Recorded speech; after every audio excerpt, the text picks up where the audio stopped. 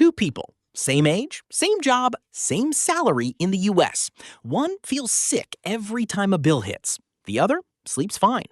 The difference is not intelligence or hustle. It's a handful of money habits quietly keeping you poor. Today, we're going to expose them and replace them. And one of these habits is something over 40% of Americans are doing right now, and it's the reason they can't handle even a $1,000 emergency. We'll get to that in a minute. Let's be clear up front. This is not a "you're dumb with money" video. Most of what you do with money is automatic. It's habits, stress, and how the system is set up around you. In 2026, surveys show more than 40% of Americans say they can't cover a $1,000 emergency from savings, and about a third say they don't even have 1 month of expenses saved. That's not just low income. A lot of those people have perfectly normal, middle-class paychecks, especially in their 20s, 30s, and 40s. So in this video, I want you to forget good with money and bad with money. Instead, think, which of these habits do I recognize in myself, and which one am I going to kill first? Stay with me until the end, because I'm going to give you a 7-point anti-poor habit checklist you can literally screenshot and use as your new baseline. Habit number 1 keeping people poor is paying yourself last. Here's how most paychecks in America work. Payday hits, rent or mortgage comes out, then the car, then the credit card, groceries, takeout, Amazon, weekend plans. At the end of the month, you think, whatever's left, I'll save. You know what's usually left? Exactly nothing. Or worse, a negative number. Financial experts call this backwards. Instead of paying yourself first, you're paying yourself if there's anything left, which there rarely is. This is why even though median net worth rises with age in the US, a huge chunk of people in their 30s and 40s still report they're not confident they can retire or handle surprises. Let's make this real. Alex and Jordan both make $70K a year. Alex gets paid, then automatically moves 10% into savings and investing on payday. That money never hits the spending account. Jordan waits to see how the month goes. Fast forward 5 years, same salary. Alex has a 5-figure cushion and an investment account. Jordan has vibes, and maybe some cashback points. The fix is simple, but not easy. Set up automatic transfers on payday, even if it's just 3%, 5%, 10% to start. Treat savings like rent, non-negotiable. The wealthy don't save what's left. They spend what's left after saving. The next habit is the one that makes people feel richer every time their paycheck goes up, while their net worth stays stuck.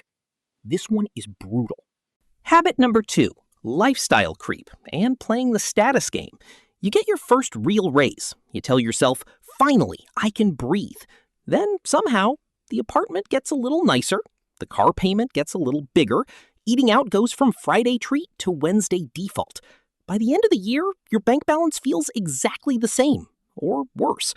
It's not just you. Financial writers and researchers call this lifestyle inflation. When income goes up, spending rises right behind it, especially on non-essentials and status purchases. Real life version. You go from 50K to 70K. On paper, that's huge. But if your rent, car, subscriptions, and weekend fun all quietly expand to match, your free cash flow, the money actually available to build wealth, doesn't improve at all. Here's the advanced move people in their 20s and 30s almost never do. When income jumps, lock in your old lifestyle for at least 6 to 12 months. Let the new money go to debt payoff, investing, and your buffer instead of a shinier car. You're not saying no to nice things forever. You're saying not yet, so that future you isn't rich on Instagram and broke in real life. In a second, I'm going to show you the habit that turns one $100 purchase into a multi-$1,000 problem, and it's something companies are begging you to use. Habit number 3, using bad debt as a normal part of life.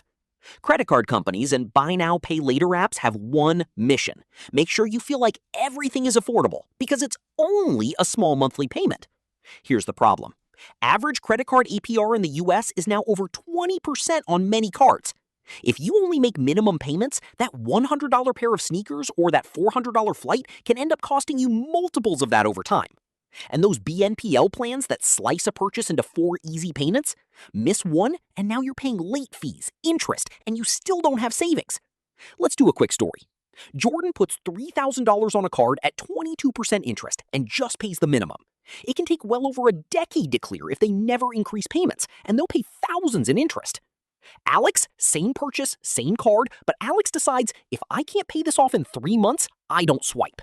Alex either waits or buys cheaper. No long-term drag.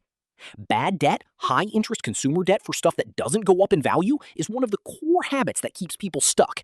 The advanced rule of thumb: use credit cards like a debit card with rewards. Pay in full every month. If you can't clear it in 90 days, you probably shouldn't buy it. Kill high-interest debt before you try to optimize investing strategies. Okay, now let's talk about the habit that makes a flat tire feel like a life-threatening event for millions of Americans, and how to get out of that trap way faster than you think. Habit number 4, running life with no buffer and no tracking. This is the one I see over and over. Life is basically money in, money out, and everything in between is vibes. The result? A flat tire, a medical copay, or a surprise bill hits, and you're right back to the credit card or a personal loan. Recent U.S. surveys show more than 40% of Americans say they can't cover a $1,000 emergency with savings. About a third say they don't have enough saved to cover even 1 month of expenses. When you have less than a few $1,000s in cash, research shows your odds of anxiety and depression are significantly higher. Low net worth doesn't just hurt your wallet, it taxes your brain. Here's the advanced shift. You do not need a 47-category budget. You need one bills account, rent, utilities, debt payments, must-pay stuff. One goals bucket, emergency fund, investing. One fun bucket, everything else. You track flows, not every coffee.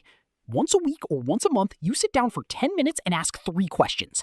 Did my total debt go up or down? Did my savings/investments go up or down? Did I overspend in funds so much that it hurt the first 2? That alone separates you from the majority. The next habit is for everyone who keeps telling themselves, I'll start investing when I make more. And it's probably the single most expensive sentence in your entire life. Habit number 5, treating investing like a later problem. A lot of people in their 20s and 30s in the US are sitting in cash because investing feels scary, or because they think they'll start once they're making real money. But here's what experts keep saying. Time is the most powerful ingredient in building wealth, not picking the perfect stock. Let's run a simplified example. Person A invests $300 a month from age 25 to 35, then stops and never adds another dollar. Person B waits, then invests $300 a month from 35 to 65. Both earn the same average return. Person B puts in 3 times the money, but because Person A gave compounding a decade head start, A can end up with a similar or even larger balance at 65. Right now, a lot of Americans in their 30s and 40s keep significant savings in cash, missing out on years of growth, and nearly half say they're not confident their money will last through retirement. The advanced move is not day trading. It's getting out of high-interest debt, then automatically putting a percentage of your income into diversified long-term investments, 401k with a match, Roth IRA, low-cost index funds. You don't need to be perfect, you need to start. The next habit is sneaky because it looks responsible on the surface. I'm doing what I'm supposed to do, but it's quietly keeping a lot of Americans stuck. Habit number 6, trusting the system to take care of you while ignoring the tools the system actually gives you. For a lot of people between 18 and 40, the plan is basically work, pay bills, hope Social Security, a pension, or future me will figure it out.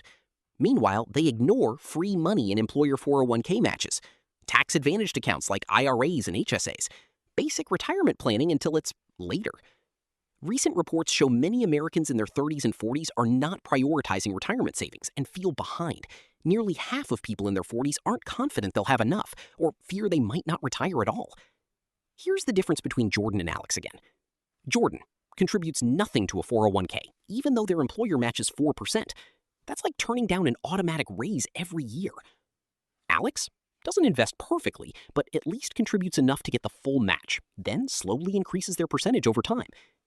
Add in a Roth IRA, where your investments can grow tax-free for decades, and an HSA if you have a high-deductible health plan, and you've got a system that quietly builds wealth in the background. You don't need a PhD in tax law. You need to ask, is my employer offering free money? Am I using the basic tax-advantaged accounts available to me? If not, that habit, ignoring the boring stuff, is costing you more than almost any subscription ever could. The last habit might be the most uncomfortable because it has nothing to do with math and everything to do with shame and avoidance. But if you don't fix this one, none of the others will stick. Habit number 7, financial avoidance, or what some researchers call financial ostriching. You know this one. Not opening mail because it might be a bill, avoiding your banking app because I don't want to see it, ignoring student loans or credit cards until something goes to collections. Studies on the psychology of poverty show that when money is tight, your brain goes into survival mode. That stress actually makes it harder to plan, harder to delay gratification, and easier to procrastinate.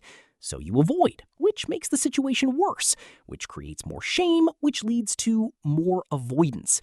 This is why two people with the same income can have totally different financial lives.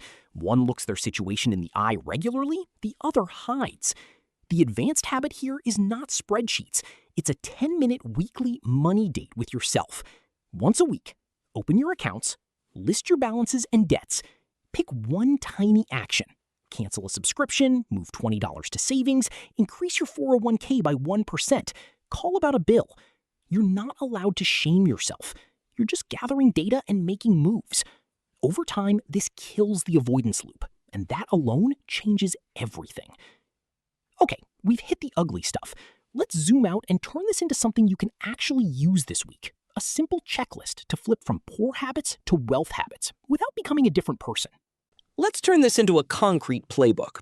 Here are the 7 money habits keeping you poor and the flips that start building real freedom. Paying yourself last. Flip 1, pay yourself first. Automate savings and investing on payday, even if it's a small percentage. Letting lifestyle creep match every raise. Flip 2, when income goes up, freeze lifestyle for 6 to 12 months and throw the raise at debt, savings, and investments. Using bad debt as normal, BNPL, carrying credit card balances. Flip 3, if you can't pay it off in 90 days, you don't swipe. Use credit only for what you can pay in full every month. Having no buffer and no tracking. Flip 4, build an emergency fund, even if it's slow. Use a simple 3-bucket system: bills, goals, fun, and check in monthly. Treating investing as a later problem. Flip 5, start now with simple, diversified investments. 401k, Roth IRA, broad index funds. Small, automatic, consistent beats big, random. Trusting the system instead of using it. Flip 6, at minimum, grab your full employer match and learn the basics of tax-advantaged accounts. Don't leave free money or tax breaks on the table. Avoiding your money out of shame. Flip 7, weekly 10-minute money date. No judgment, just data, and one small action. If you screenshot one thing from this video, screenshot this checklist. Here's the big idea I want to leave you with. You don't have to earn like the top 1% to stop feeling poor. You have to stop running the habits that make even a good income feel like drowning. Same job, same salary, same city. 2 different lives. One version of you panics over every bill. The other taps a card, invests in their future, and actually sleeps. The gap is not luck. It's habits repeated over years. So, do this for me. Drop a comment and tell me which habit hit you the hardest and which one you're going to kill first. Your money habits are writing your future whether you like it or not. Let's start rewriting them today.